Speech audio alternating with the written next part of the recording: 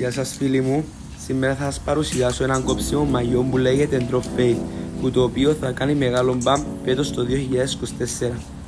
Ξεκινώντας πρώτα θα χρειαστώ 2 κλιπ για να πάρω 2 χωρίστρες δεξιά και αριστερά για να έχω καθαρό περιθώριο να δουλέψω. Ξεκινώντας με τη σκάλα 2, αφαιρώ βάρος από τα μαγιά και την ίδια στιγμή δημιουργώ και το σχήμα του κοψίματός μας.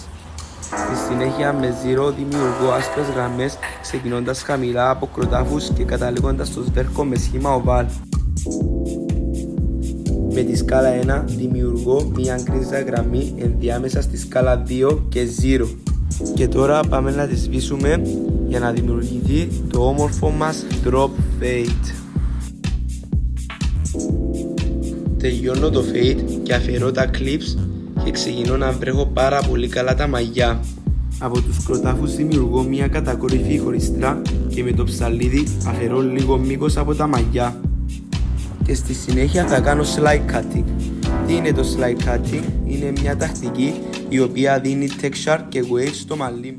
Τελειώνοντας το συγκεκριμένο κόψιμο θα προτείνω scissor spray.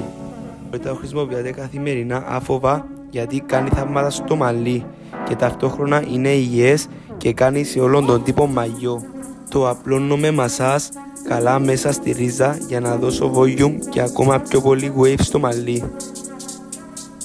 Φτάσαμε στο τέλος που φτιάχνω κάποιες λεπτομέρειες με τη λεπιδούλα μου που θέλω το κούνεμα μου να είναι 99,9%.